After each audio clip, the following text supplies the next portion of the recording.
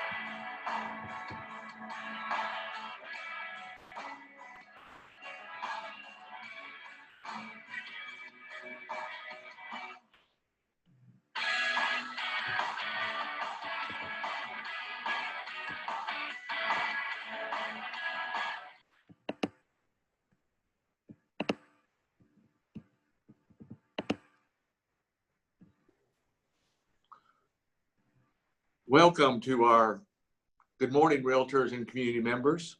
Welcome to the OCHAR Education Convocation. And before we get started, just want to let you know how we're going to be doing this. We're going to introduce all our panelists, but the chat function has been disabled, but you will be able to ask questions in the Q&A section on your computer. So if you'll enter your questions there, we'll try to get to them as we get through our presentation today. I want to start off by introducing our panel. Representing the Chapel Hill Carborough Schools, Chapel Hill City Schools is Community Relations Officer Jeff Nash. Representing the Orange School System is Public Information Officer Melanie Stowe. Representing Durham Public School System is their Chief Communication Officer Chip Suddereth. And joining us from the and representing the Chatham County Schools is their Chief Operation Officer Chris Weiss. I'm going to turn it over to our moderator, Ms. Jessica Bryant. Jessica. Thank you, Pat. And thank you all for giving up your very valuable time this morning. We really appreciate it. You're helping educate all of our members, as well as our community members, to the next steps for our local schools. Now, we realize that this is a very fluid situation and can change literally overnight. And so all we can ask is that you tell us what you currently have planned for the reopening of schools this fall. Our questions will begin with our panelists asking you to please share with us your plans on the reopening. And we were going to start with Chatham County. Unfortunately, our Chatham County representative is a little bit late. So can we move over to Chapel Hill and Carborough, please? And we'll ask for Jeff Nash to give us his comments first. Thank you. Do you want me to also give some highlights about the school district or just talk about? Yes. Okay. Yes, please. All right, so Chapel Hill Carborough City Schools is a little unique. As you probably know, there are 100 counties in North Carolina. There are 115 school districts. So that means there are 15 city school districts similar to ours that, for whatever reason, never merged with their county districts. A lot of mergers took place over the last few decades. I know Raleigh City Schools and Wake County Schools merged in the 70s. Durham Public Schools, city and county schools merged in the 80s. But for whatever reason, Chapel Hill Carborough City Schools never did merge with Orange County Schools.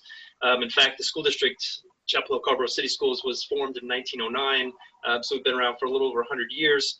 As far as school districts go, population-wise, throughout North Carolina, we're probably somewhere in the middle. We've got 20 schools, a little over 12,000 students, and just over 2,000 staff. It is a small geographic school district. The city districts typically are, and there's advantages and disadvantages to that, I suppose. One of the disadvantages is it's hard to find space. There's not a lot of space left if we ever want to talk about building a new school or a new bus garage or new warehouse or any of that kind of stuff. Not a lot of space there. I guess advantages would be we have short bus rides. We have the second shortest bus rides in the state. They average about 13 minutes apiece. And our buses still travel over 5,500 miles a day. So it's still a lot of busing going on. But it's important to know that we do share the same county commissioners as the Orange County School District. And that piece is a little bit unique. And so when it's time to present budgets, there's still one set of county commissioners trying to balance funds for two different school districts with two different sets of needs and requests. Of course, we work closely with Orange County Schools to try to bring forth requests together, but that is a challenge that districts that only have one school district, I guess they don't have that challenge. We're a high funded district, among the highest funded in the state and highest performing. The SATs and the ACTs rank at the top of the state, and that seems to happen a lot. Graduation rates are above 90%, but with that comes a lot of expectations from parents. So it's high funded, high performing, but there's a lot of high expectations, and that's difficult to manage sometimes, but that's we know that's the reality of Chapel Hill Carrboro. We have some neat things going on in our school district. We have active, like all schools, active PTAs and school improvement teams at every school. So there's plenty of opportunities for people to get involved. If you're dealing with people who are new to the community or moving in and they're looking for a way to not only put their kids in school, but get involved. We also have a well-staffed volunteer office with over 1,600 local residents are volunteering, and last I checked, for a full year, it was over 31,000 donated hours that they put in, which has an in-kind value of over, close to $800,000. So the volunteers in our community are very active, and we try to get them plugged in and engaged. So we're always looking for ways to do that. Of course, in the current condition, we don't have volunteers helping us out at the schools, and for obvious reasons, but hopefully we'll back to normal at some point, and we want all of those folks that you're helping them buy those houses, we want them to come in and volunteer as well. We have a 7-person nonpartisan school board. They work on 4-year terms, and they do not represent portions of the county. So they represent the entire county. It's important to know, I think. We have some academies that are kind of neat. We have an Academy of Information Technology at one of our high schools. We have a Public Safety Academy, Academy of International Studies, the Academy of Social Justice. These are kind of like schools within a school. Some opportunities there. We have dual language programs in Spanish and Mandarin, but we have world language like electives. And some of the world language instruction actually starts in 1st grade, but we do offer world language instruction in Chinese, French, German, Japanese, Latin, and Spanish. So there's a lot of options there as well. Similar to Orange and Durham, we have a relationship with Durham Tech for a middle college where students can, if they want to, they can go and take classes at Durham Tech and start working on college courses while they're there, which is a really cool opportunity.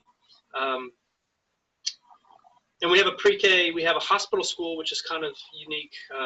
Durham has one as well, but a lot of places around the country do not. So that's kind of a unique school. We have an alternative high school as well.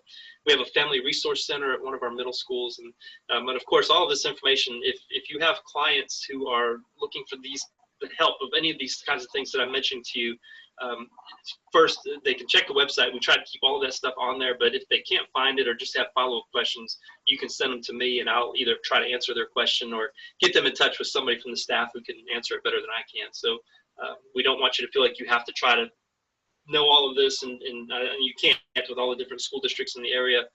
It's too much, but certainly just know that you can get them to us and we'll try to hold them by the hand and take them to get them registered for school and take care of all of that. More details I could share about the school district, but I want to mention our plans for reopening. And so we are, right now, people are coming in and registering, and we're asking them to do that by appointment. So if you have new folks who are moving in, have them give a call to the school district, and the person who answers the phone is able to help out and make those appointments. And they've got a system now for coming in and taking care of the registrations. We made an announcement about, I guess, a week and a half ago. We are rolling out with 9 weeks of school. The first 9 weeks of school, starting on August 17th, will be fully remote. And we also have a plan called a hybrid plan. So what we're saying, we just asked parents to sign up for one of these two options last week, and the due date was Friday. They had to tell us do you want to be full remote for the first semester, which is actually for the full 18-week semester, which takes them through the Christmas break and into January. You can sign up for full remote there. Or if you want to be on the hybrid plan, you're still going to be full remote for at least the first 9 weeks. And then hopefully we can bring you in on a hybrid plan where we're going to have cohorts of students. So there'll be a cohort that comes into school Monday and Tuesday, and there'll be a cohort that comes in Thursday and Friday.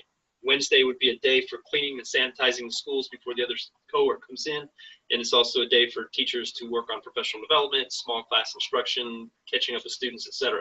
But every student in that case who chooses the hybrid model, once we reopen, would be in school for 2 days, and they would be doing remote learning for 3 days. So they'd still have a 5-day week, and teachers would still have a 5-day week. It's just that's how it would operate. So that is our plan. Of course, like I think Cub said earlier, or Pat did, these things, they change all the time. If you ask us a week from now, it could be different. We're trying to get all the information we can and base all of this on the best science that's out there. To that end, I think it's kind of neat. We just got word approval last Thursday night at the board meeting. There's a new science advisory board that's being put together with some of the leading researchers in the world from Duke University, also with some help from University of North Carolina, and Durham Public Schools and Orange County Schools are with us on this. And they've got some funding. They're trying to make a national model out of it, but they're going to help us as an advisory board with the latest science and plugging in numbers and details from the county health departments, et cetera, to give really good advice, because we're educators and it's hard for us to kind of know what's the best thing when it comes to the science part of this and opening schools or not opening schools. And so having these guys researching that for us and giving us really good advice on that, we think is going to be helpful moving forward. So we're excited about that. In fact, I think they've got their first meeting this week, that board with their researchers, and very interesting to see how that rolls out. And it's going to be something that other districts around the state may look to as well, and then possibly try to convert that to a national model. So we're excited. Lots of great things going on. That's probably about the 10 minutes that you wanted to hear from me, but I'll take questions later as they come up. Thank you so much, Jeff. And we'll probably have some questions for you. The next person we'd like to hear from is Melanie Stowe from Orange County. Melanie? Good morning. Thanks for the opportunity to be here with you this morning. So, well, unlike Jeff, we have plenty of space to expand. We're looking at about 401 square miles for Orange County. And we have 7,300 students, 13 schools. At the elementary level, we have 6 elementary schools that are traditional and 1 dual immersion language program. The language is Spanish, 3 middle schools and 3 high schools. I'm going to go straight to our reopening plans and address a few things within that. So we are reopening fully remote for the first 9 weeks, and that is something that we will continue to work with our health department and other officials. We have a task force at looking at specific metrics as to when it is safe for us to return to school, and that's safe for our students and safe for our staff as well. And to that point, I just want to remind everyone on the call, we want to go back to school. This is not how we wanted to start this year either. And going back to school is a community issue. It's not a school issue, a school decision. It's a community issue. And please practice the 3 W's. Please wear a mask when in public. Please wait at a social distance of 6 feet and wash your hands, because in person is definitely, for most of our students, the best way to learn, and we want to get back as soon as possible. Our reopening plan is first 9 weeks all online. We also this year have started a new program. It's a virtual academy. And a virtual academy is a school within a school. It's a school within all of our schools. It's an option for parents, primarily two options or 2 needs it meets. One, there are students that thrived under remote learning. There are students that do well in that environment. There are families that environment works well for them. And so we want to offer that to those students. And the second piece is that we have a lot of families that are concerned about sending their students back or their children back until there's a vaccine, until there are no cases of COVID. And they, or they have children with health needs, or they themselves have health issues, and they're concerned about what their children maybe bring back to the home. So for those families, the virtual academy is an option. For the first 9 weeks, the virtual academy and remote learning look the same. We're using the same technology, devices, and for families that don't have internet, we have plans for them as well to be able to pick up flash drives, and we have hotspots that they can use, and certainly they're also able to visit our schools for internet access as well. Hold on, I was going to add one more thing, sorry. We will continue our mail service as we are now to all of our families. We do have on our website a return to school site that's updated daily as updates regarding COVID and the health data from our health department, as well as the State Department of Instruction, and encourage you to visit that. And I hope at some point there will be an opportunity for the attendees to share what you need from us other than going to a website, and how we can help you. Is there a way that we can package information that's preferred? Is it YouTube? Is it social media, a website? Or just having our contact information and being able to reach out. We just want to make sure in Orange County that you have what you need, because we want you to sell homes and to bring more families into the region, and we want to be supportive of your efforts. Thank you very much for that update. And next, we're going to move over to Durham County Schools with Chip Sutter. Thank you so much, and I really appreciate you all taking the time to hear from us. Durham Public Schools is, I like to think in many ways, we like to think of ourselves anyway, as one of the progressive centers of education in North Carolina. We have a powerful community that stands for public education and does so loudly and with enthusiasm. While we do have a strong competitive cohort of charter schools in Durham, Durham has been making leaps and bounds ahead in recent years, especially under the leadership of our superintendent, Dr. Pascal Mbinga, who has been with us for about 3 years now. We had our first growth in enrollment last year of more than 500 students, arresting a 4-year decline. And we put that to people getting the word about all of the opportunities in Durham Public Schools and the improvements that Dr. Mbinga has made academically behind the scenes. School performance grades are a very crude measure of a school's effect and whether a school is the right fit for a student, and yet we've had some significant improvements in our school improvement grades over the last couple of years. We had a National Blue Ribbon School last year, one of only 2 in North Carolina in our early college at North Carolina Central University. So there are great things to be proud of in Durham and in Durham Public Schools, our 53 schools and our 33,000 or so students, give or take, from pre-K to 12th grade.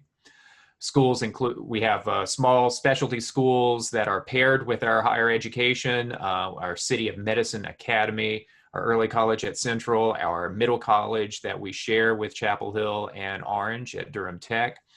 Lots of great things happening in a very progressive environment. In Durham, we believe in equity, shared responsibility, high expectations, and a child-centered approach.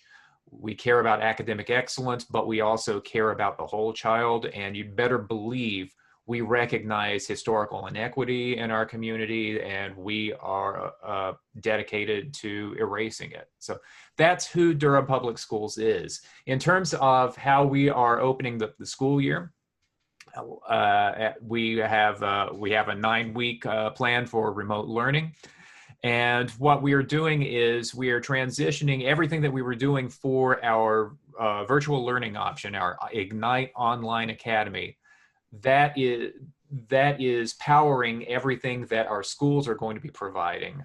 So all of the families that signed up with excitement for Ignite Online Academy are going to receive the same high quality experience directly through their schools, being connected through their school communities. If we're fortunate enough to be able to return to school after the 9 weeks, as has been said frequently, things can change. We don't know exactly how COVID is going to change and what's going to, what we may need to modify as a result of it. But our, as it was called, Plan B, was to continue to have high school students learning from home, providing 5 days of instruction for our pre-kindergarten through 8th grade students, using our high school facilities to spread out our students across all the facilities, reducing concentrations of students, helping to reduce the potential for spread of COVID-19. That is what we plan to do when and if we are able to return to in-person instruction at the end of these 9 weeks.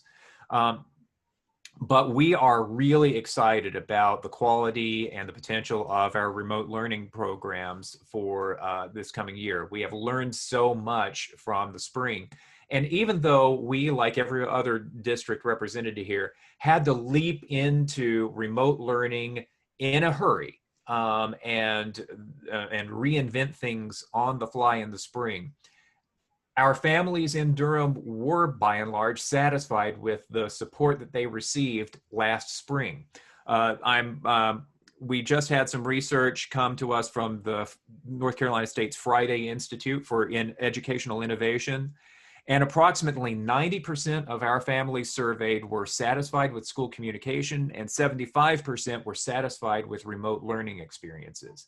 And that was with the sudden transition back in March, and providing supplemental instruction, because if a district in North Carolina was not able to certify we have online instruction for everybody, we can provide everybody the same equitable opportunity. Instruction was different. It was supplementary. It was sometimes delivered in paper instead of online. Our school board has made a commitment to 100% one-to-one technology for every student in Durham Public Schools. Every student will receive a Chromebook at the start of the school year. Students without internet connectivity will receive hotspot support. So we are committed to live instruction with a DPS teacher looking back at your child. We are committed to asynchronous learning as well. There's going to be social-emotional learning. There's going to be counselor support. There's going to be a schedule that combines face-to-face real-time instruction with work at your own pace. It's going to be a really strong academic first 9 weeks for our students, and hopefully that will lay the foundation for a strong return to the classroom. And I'm happy to take your questions when we're done. Thank you very much. And our last presenter is John McCann from Chatham County. John? Good morning. Good morning, everybody. Chatham County Schools, we're sitting at roughly 9,000 students, got them spread across 19 schools. We're a growing school district. We have one new school that's going to be opening this year, an elementary school, Chatham Grove Elementary School, that's over in the Briar Chapel area. And next school year, we're going to be opening a new high school, Seaforth High School, that's going to help us alleviate some of the overcrowding conditions at Northwood High School. And that'll be for parents, I guess, if you're, particularly those parents, if you're selling homes in that Governor's Club area, that'll help ease some of that crowd that we have there. Among the other school districts represented here on the panel, we are, I don't know if the word is maybe a little bit more ambitious in our approach in terms of not going with the 9 weeks of 9 weeks route of opening schools. We're going to start with 4 weeks of at-home learning, 4 weeks of at-home learning. And then as we approach that 4th week, our school board we'll have gotten together to reevaluate to see which direction we need to go. All throughout the process, we've been in close collaboration with the Chatham County Public Health Department. So, as Mr. Nash pointed out, we're in the education business, and that's our forte. So we lean on folks like the Chatham County Public Health Department. Of course, all of the guidance is coming down from the state, but we love the close relationship that we have with our local public health department to keep us abreast of what's going on, particularly in the Chatham County area. So we'll open up with those first 4 weeks of at-home instruction. That'll be similar to what we left the school system with this past spring. We also are establishing the Chatham County Schools Virtual Academy, and that'll give folks that option if after those 4 weeks, if they still are not comfortable with sending their students back to our school system, they will have that option to enroll in the virtual academy. And not just for those who may be immunocompromised or have certain health conditions. Anybody that wants to apply, as space allows, we'll get those students in our virtual academy. But having said that, at some point, we also want students in our buildings. We know that's where we can be most effective in providing instruction. And so we were leaning toward Plan B, as Governor Cooper announced. At the last board meeting, couple of board meetings ago, board members said, you know what, we might want to just hold off a little bit. There was a lot of discussion about, do we need to get back in schools? Do we need to go 9 weeks of at-home instruction? But we landed on 4 weeks. But I definitely can say we had a Plan B scenario in place to where it was a matter of choosing between, did we want to go with alternating days or alternating weeks? And so that was still what we were trying to decide. We did some surveying, and parents were kind of equally split on where they wanted to land on that in terms of having students alternate alternating days per week and alternating weeks. So we were still trying to figure that out. So that's where we are right now. What we've been doing is, as we continue to consult with the health professionals, we've ordered the requisite PPE to make sure that our teachers will be safe and the students will be safe as well.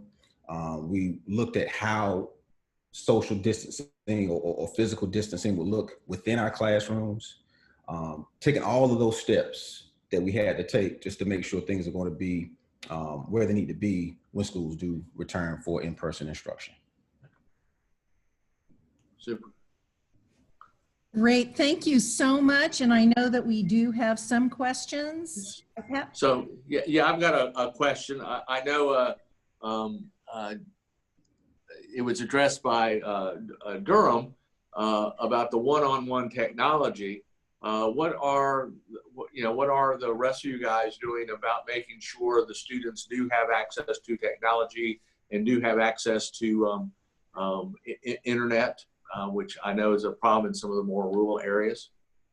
Yes, sir. Definitely. If I can jump right in there, that's certainly been an issue for us. I mean, we talk about rural areas. We have some remote spots. If you've ever heard of a little place called Bear Creek, that Yes. just by the name itself tells you it's way out there. And so we've had those concerns, and like some of the other communications professionals noted, there were times when we had to physically crank up school buses and take paperwork to houses to make sure kids had what they need this past spring. And we're certainly ready to do that this time. But I can tell you this, where some school districts may be getting ready or in the process of becoming one-to-one school districts. We've been there for a while, for a couple years with one-to-one. So every student in our district does have access to a device right now. And that was from our 7th grade through 12th grade. And so what we had to do when we shut down schools because of COVID-19, our lower grades, they were not already taking devices home. So all we had to do was, because we had the devices to put in the students' hands, we just had to get the parents to sign off to be responsible for them, to make sure they took good care of them so they could get them back. But we do have devices for every student. What we are needing some help on is making sure everybody has internet access. So we did have some hotspots that we were able to distribute. We have some already in hand to distribute. Here's the issue for us. Because we are remote, sometimes even those hotspots won't do the trick. Why? If you have no cell phone towers, there's nothing to connect to. So our issue is, even when we put this hotspot in a family's hands, they still may not be able to connect to the internet. So we're going to have to work around that. Melanie, do you have what are you guys doing? Thanks. So one of the benefits of being rural, well, there are many, but one of the negatives that come with that is that there are places where there is no access with or without a hotspot. And we are addressing that, but also, bridging that last mile, having broadband access any and everywhere is, that's an economic development issue. It's a community issue.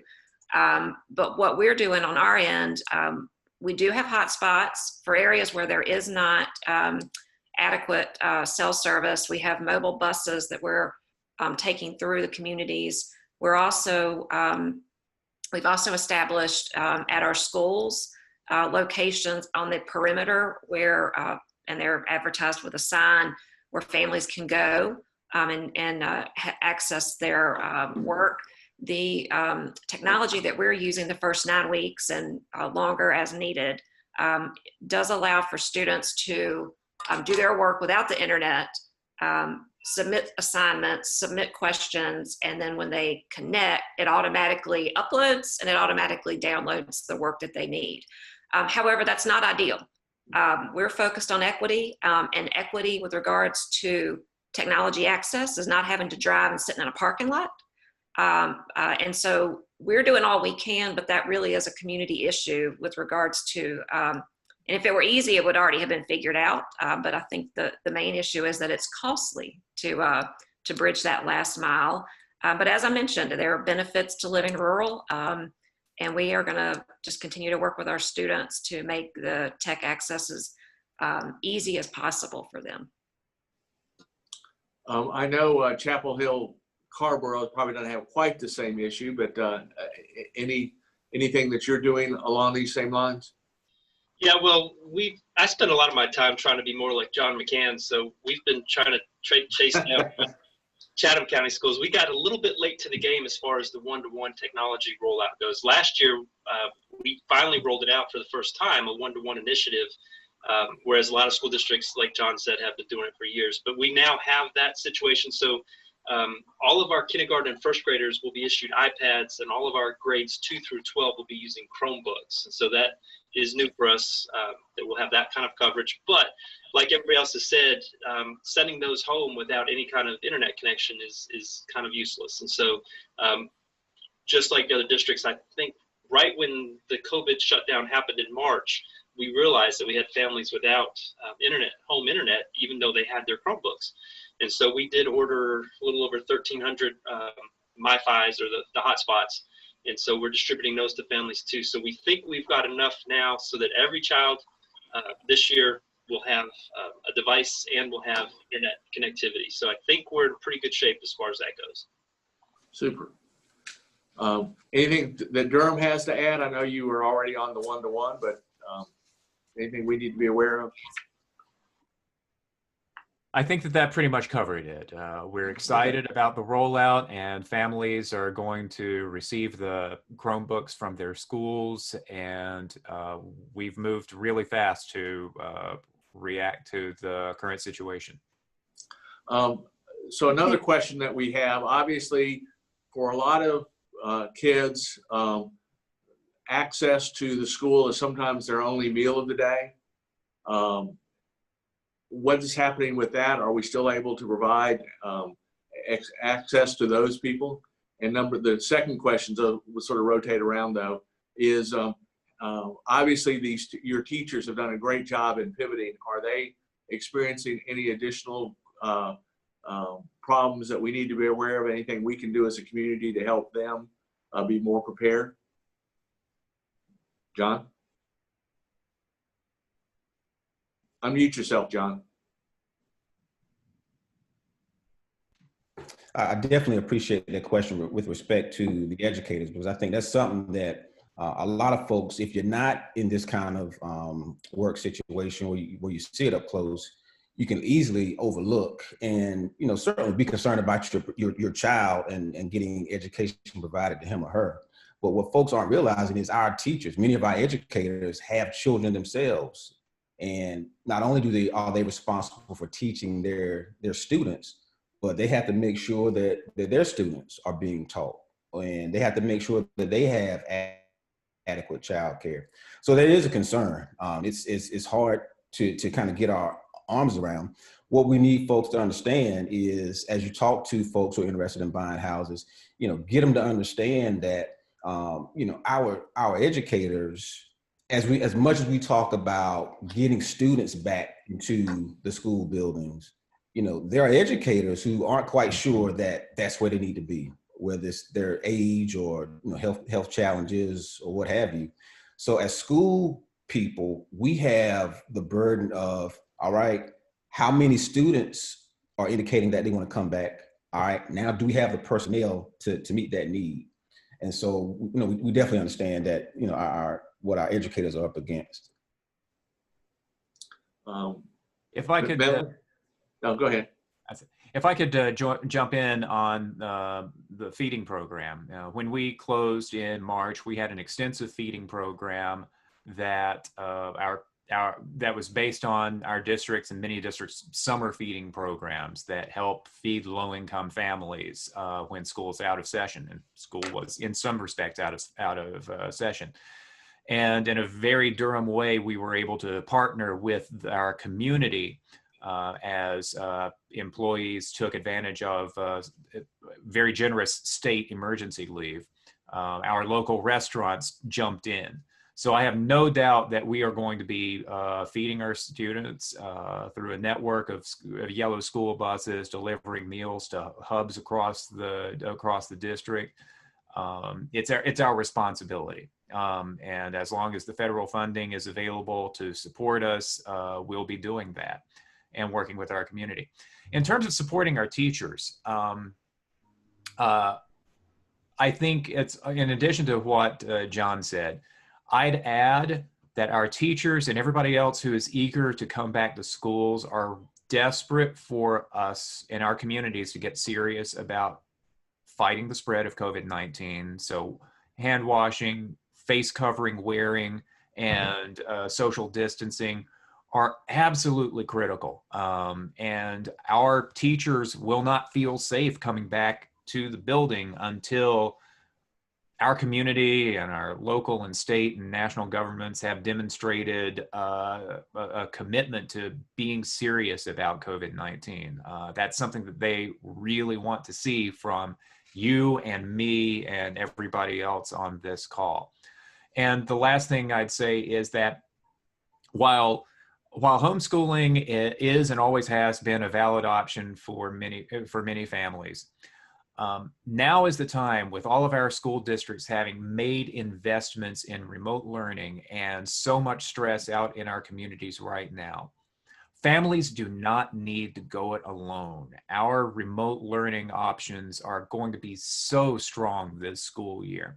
So if you want to support your teachers and support your school systems by extension, there's no need to take your child out of school when you are going to be receiving so many excellent curricular supports from our excellent teachers. You don't have to do it alone. And by maintaining your child's enrollment or even coming back to your local school system, you're going to receive a fantastic educational experience in the first 9 weeks if you're from Durham, and then be part of a school community that will welcome you once in-person instruction is finally back. Mm. And in the process, by enrolling, that increases student enrollment in the districts, which allows more and more opportunities for specialized classes and other supports. The greater the enrollment in these districts, the greater the services we are able to provide for students. And if I can jump in, pardon me, Ms. Stowe and Mr. Nash, but what Mr. Sutter just said, I really want to underscore the point. As you think about perhaps families wanting to bring their kids home for homeschooling, I'm sure everybody on this panel has heard from so many folks who now more than ever appreciate what teachers have to do every day after having to teach their own students, just their own 1 or 2 students, however many they have in the household, what a teacher is up against every day with a classroom full of young people. So again, you know, as you look for houses for your clients, you know, press upon them the point that teaching kids is hard. And we in our school systems have folks who are trained to do just that. So to echo Chip, don't go it alone. Jeff or Melanie? Well, I'll just add, yes, with regards to meals, we haven't missed a beat on that. And it also reminds me too that our frontline workers since March have been our bus drivers and our child nutrition staff. And we are concerned about staff who don't have something to do. If we're not in the buildings, they don't need to be cleaned. If we're not in person, do we need substitute teachers? Do we need after school staff? If we're not transporting students daily and meals only, do we need every bus driver? So we have a lot of concerns. We have a lot of staff that are concerned about what they will have to do when we're not in school. Obviously, we're working on that because we don't want them to be unemployed. We want them to have things to do. But that's yet another reason it is so important to get back in the building and continue to echo the sentiment that this is a community issue to decrease the spread of COVID. You know, and any notion that teachers like this is a vacation, that's just completely not the case at all. In-person is the best means of instruction for most students. That is where we prefer to be. And what was experienced from March to May, you know, some call that remote learning, but in many cases it was emergency learning. I mean, we thought we were going back, you know, like this will be a week or two, like maybe a month, but to think we were never coming back and to think we weren't starting the school year in person, it's just unheard of. And so just I appreciate whomever asked the question about teachers, and just to keep in mind all staff, and we'll get through this together, and we'll be better for it on the outcome. Jeff?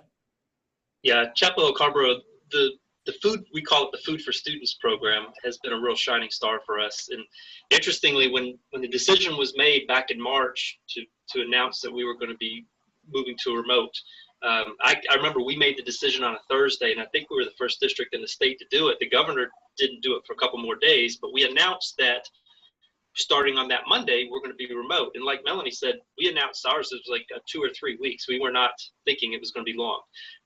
But interestingly, that Thursday we made the announcement. By Friday morning, there was a team of community workers, faith leaders, staff members meeting to plan out how are we going to feed the kids starting Monday. And so we had school on Friday. They worked all weekend. And on Monday, they rolled out at 20 different sites using the school buses, I think like John had said.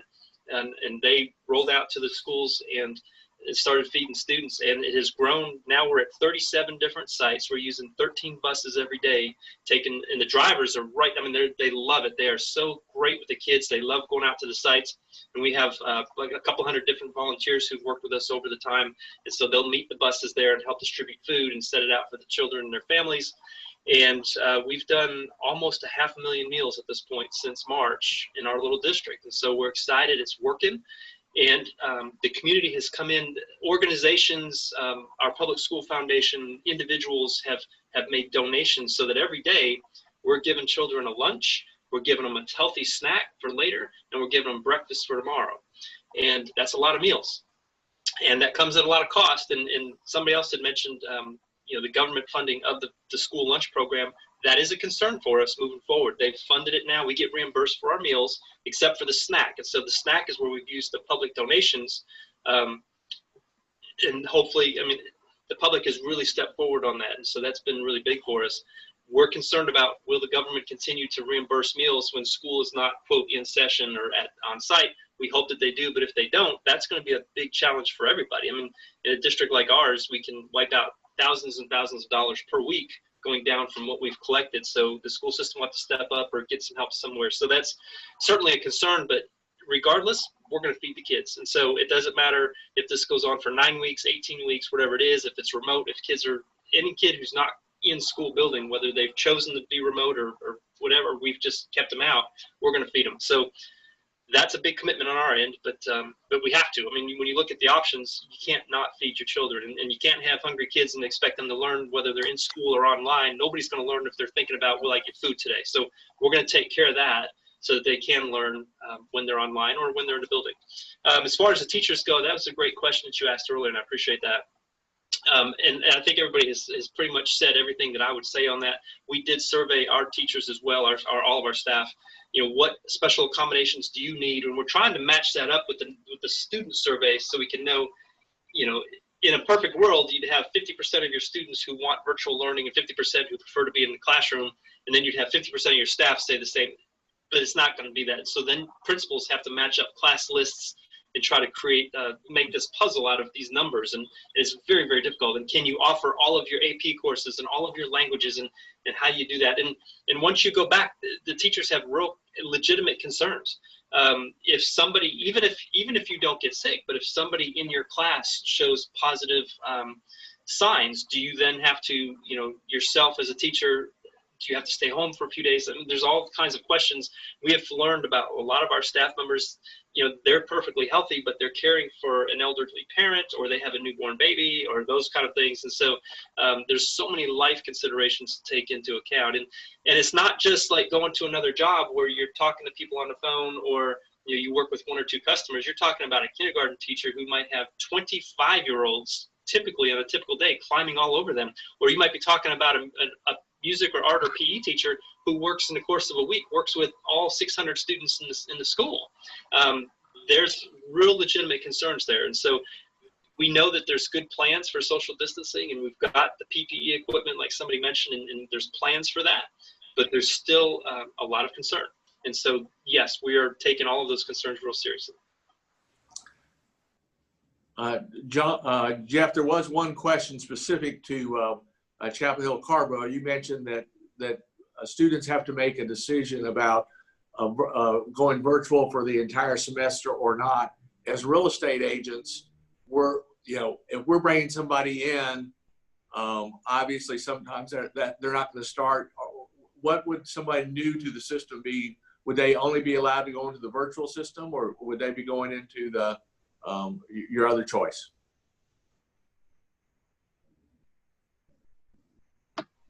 Yeah, that's a great question. So the surveys that we sent out to our existing parents, our current parents, they were due back this past Friday, so just a couple days ago. So I've already had the question coming in over the weekend, hey, we didn't make a decision, or we've changed our mind, or where are we with this? And so the 2 things I can say is, and again, this could change at any point, but right now, we had about almost 80% of our parents return the surveys, or go online and do the surveys to let us know which option. For the ones who didn't, by default, we put them on what we call the Plan B, the hybrid model. So assuming that when school is let back in 9 weeks, hopefully they would be in school on one of those cohorts. That's what we had. Otherwise, they're going to have to, when they register for school, they'll have to talk with their principals, because they're the ones who at this point are making the class lists and assigning the teachers. And we'll support them the best we can, but that's ultimately where those decisions are going to be made. And, and along those lines, Mr. Nash, we're asking folks, if you sign up for the virtual academy, that 100% virtual option, we would like for you to commit for at least 1 semester, because that's going to help us with planning, just to be able to say, you know what, I think my student has had enough virtual learning for right now. I'll pull them out. We just can't do that, just in terms of trying to accommodate classrooms that Mr. Nash pointed out. And I'll also say, I didn't say anything about our feeding program, but for sure, there's room to critique the way we did online learning or our reentry plan or what have you. But I'll stand with anybody and say one thing we did get right and knock out the park was being able to feed our kids. So I certainly hope that funding continues. Just being able to give kids breakfast and lunch every day, and then even make provisions to get several meals to carry them through over the weekend was a big deal for us. And that's certainly something that we hope to continue.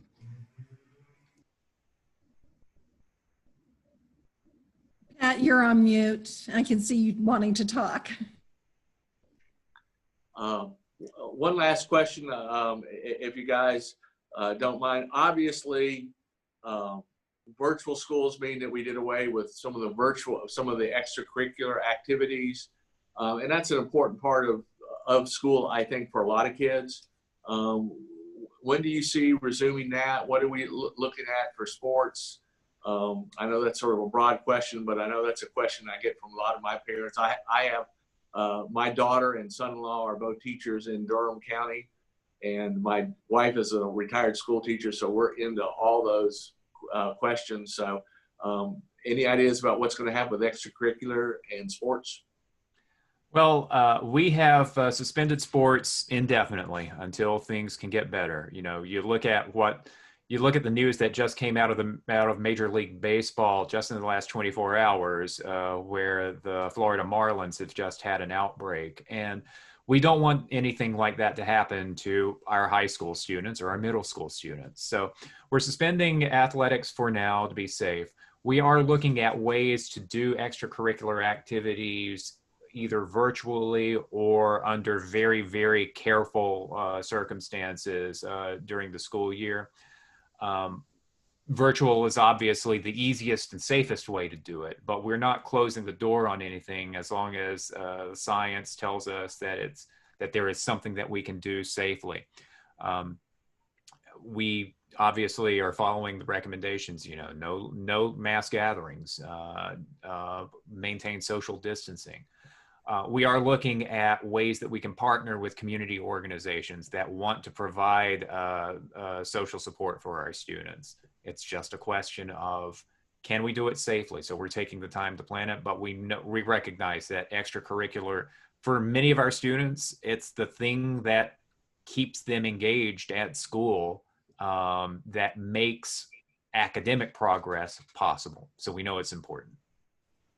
And in Chatham County schools, we actually started summer workouts. So we had our high school athletes coming to the campus and participating in workouts. But from the school level, the athletics directors brought it to the district level and said, you know what, I think we need to shut this down. So that just shows you that the kind of attention to detail that we're paying just to make sure that, you know, we're just doing everything in the interest of health and safety for our students and our staff. Let me interject real quickly. I want to get two other questions in real fast. Do you happen to know, and this is for John, if CCCC in Chatham County will be following that 4-week plan for the fall? I don't know if the community college is exactly in line with our 4 weeks. I would think so. If I can get that question, I'll get an answer for you today to whomever needs that. Okay, thank you. And the other is the online schools that all of you are speaking about, are they the same or different from the ones that have been in place in North Carolina? They are different. There have been a couple. There's the North Carolina Virtual Public School and another one that the name escapes me at the moment. But our school districts are putting together our own remote learning programs that are designed to link our families to the school communities. And in Durham, our Ignite Online Academy, once in-person instruction begins again, we will still have an online program, and we intend that to go on for years into the future as an option for families. But that would be local to us. Okay, thank you. Melanie, you have anything to add in? Well, I'll just echo the same sentiment. And, you know, our virtual academy, teachers, they're our teachers. And in most, if all cases, they're teachers at the home school that child would go to anyway. Jeff? Anything? Same deal. Our goal is that if you're a 4th grade student and you're starting out the first 9, possibly the first 18 weeks online with your 4th grade teacher, that is a teacher from your school. And when we get back to school, hopefully soon, that's your teacher when you come back to the classroom. And so it's very different than the statewide virtual school program that Chip mentioned. It's been going on for years. Super. Yes, sir. Likewise, that local approach with that local touch. Well, we appreciate all of you coming and helping. I hope you, I think you gave insight to everybody, and hopefully we can have another one of these meetings as we get a little bit further down the line and as things change. But we appreciate you joining us today. We want to thank our realtors and community members for attending, and want to thank everybody, and everyone be safe, wear a mask. Thank you. Thank you, everybody.